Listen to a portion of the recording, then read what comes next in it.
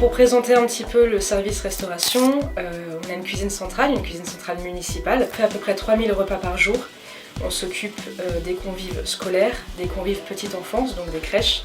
Et on a aussi un club senior. Alors les repas sont pensés de la façon suivante. Nous, on est en contrat avec une entreprise privée. Eux, ils ont des menus qui sont nationaux. Ils me transfèrent les menus qui sont établis en fonction de l'équilibre alimentaire. Moi, je rejette un coup d'œil là-dessus avec mon point de vue diététicienne. Ça me permet de modifier les menus en fonction des appréciations des enfants, des retours que j'ai pu avoir sur des précédents plats. Et enfin, c'est proposé en commission des menus avec notre élu et des parents d'élèves pour que tout le monde puisse avoir son mot à dire et des suggestions à apporter sur les menus.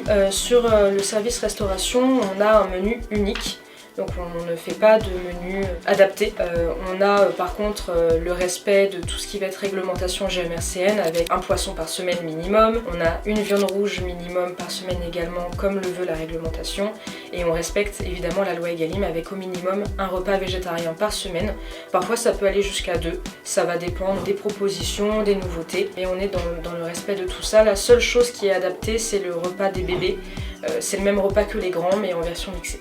Lorsqu'on est dans une situation un peu problématique, par exemple les grèves ou quand on a vraiment un manque de personnel très important sur les écoles qui ne nous permet pas de garantir la qualité du service des enfants, que ce soit d'un point de vue convivialité ou même d'un point de vue hygiène, on passe sur des menus de secours. On a deux versions des menus de secours, une version chaude, ça va être les raviolis, ça peut être des raviolis à la viande ou des raviolis au saumon. Et vraiment quand on est dans une difficulté très importante, on passe sur un plan B. Le plan B, ce sont des petites salades de pâtes au thon qui sont servies avec des chips, un petit fromage et une compote ou un fruit en dessert.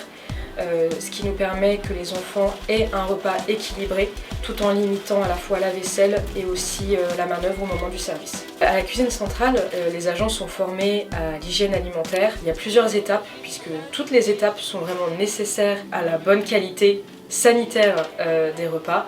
En passant par le lavage de mains jusqu'à la traçabilité documentaire. On a le contrôle des DLC. Il y a au total une dizaine de documents qui sont à remplir quotidiennement par nos équipes pour garantir la qualité sanitaire des repas servis à nos convives sur la ville de Gagny. Sur la ville de Gagny, on respecte la loi Egalim. Ça veut dire que 50% de nos achats en termes d'alimentaire sont labellisés. Ça comprend le charolais, le label rouge, tout ce qui va être à haute valeur environnementale et minimum 20% de bio. Nous on est un petit peu au-dessus en termes de bio.